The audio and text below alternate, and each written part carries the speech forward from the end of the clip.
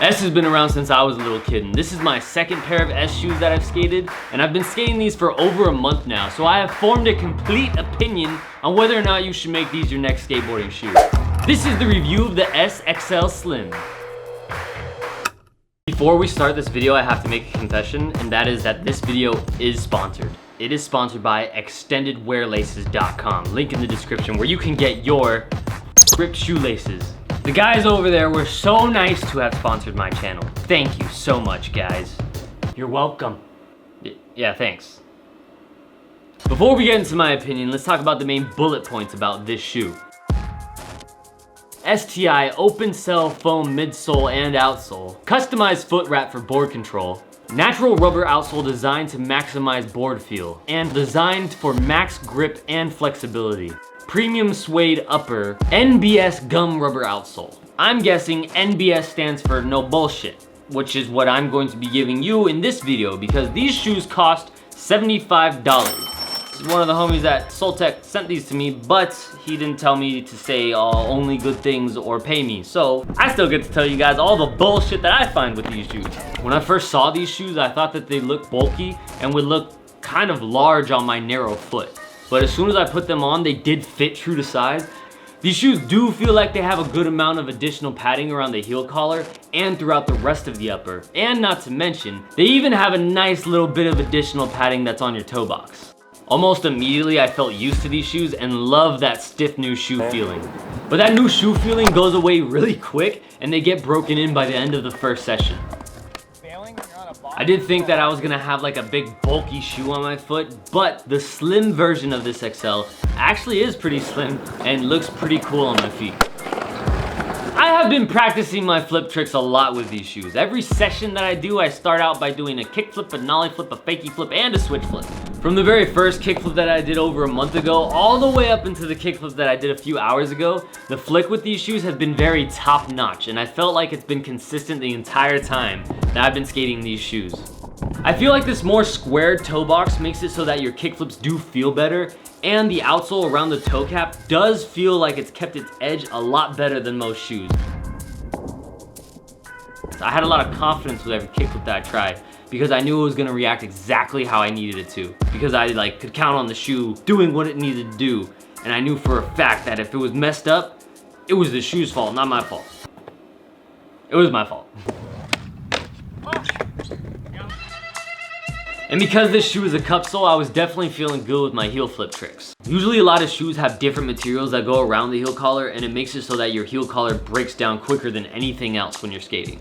But suede go all the way up to heel happy, I'm happy. No heel breaking down.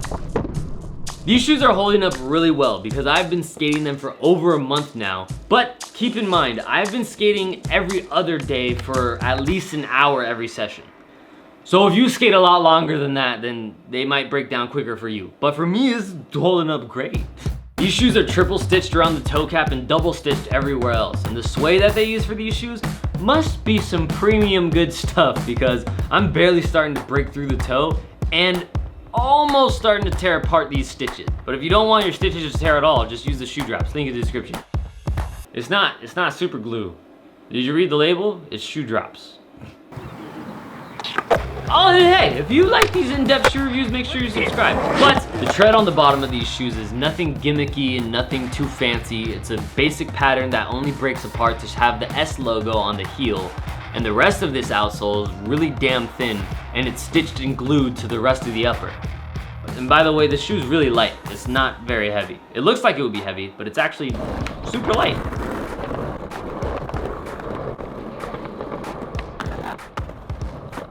This outsole was surprisingly thin and had a very interesting insole that I did have very high hopes for, really high hopes.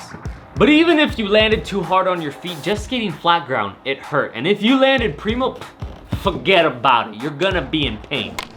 This insole-outsole combination is not very helpful for impact protection. I even put in some of the game changer insoles and it didn't do anything. It still sucked ass. So maybe if you put 2 insoles in your shoe, maybe, just maybe, it'll make it so that if you land primo, you won't have to just cry like a little bitch.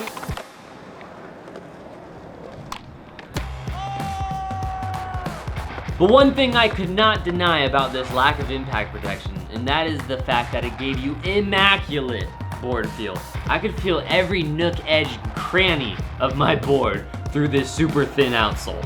Surprisingly enough, I didn't have to switch out these laces for my laces. They withstood my skating the whole entire time, but they are starting to fray and go pretty bad. So, if I had another week or two of skating these, then I probably would break these and have to put in my laces. If you're someone that likes to skate a lot of low impact things like ledges and flat bars and flat ground, then you would have a lot of confidence in skating these shoes. I mean I did. I had a lot of confidence with them because the board feel and the way that they flicked made it so that every trick I tried, I knew what I was going to get. But if you're somebody that likes to huck your carcass down big stuff over and over again, then prepare to put more than one insole in these shoes because your feet are gonna hurt when you hit the ground. If you skated these shoes before and had something that you didn't like about them, then let me know because there was not really a lot of things that I didn't like about these shoes. And for 75 bucks, I think these shoes are definitely worth a try because they would last you probably a pretty long time and they performed really well. Make sure you subscribe to this channel and go subscribe to Christian Flores 2 where you can come along with me and my phone on all the sessions that I have with all the homies because they all skate amazing. I just film them do crazy tricks and stuff and then I put it together and makes like a cool little edit of the session. And also, that's it really. Okay, I love you. Go get these shoes actually because they're pretty damn good. Shoe drop!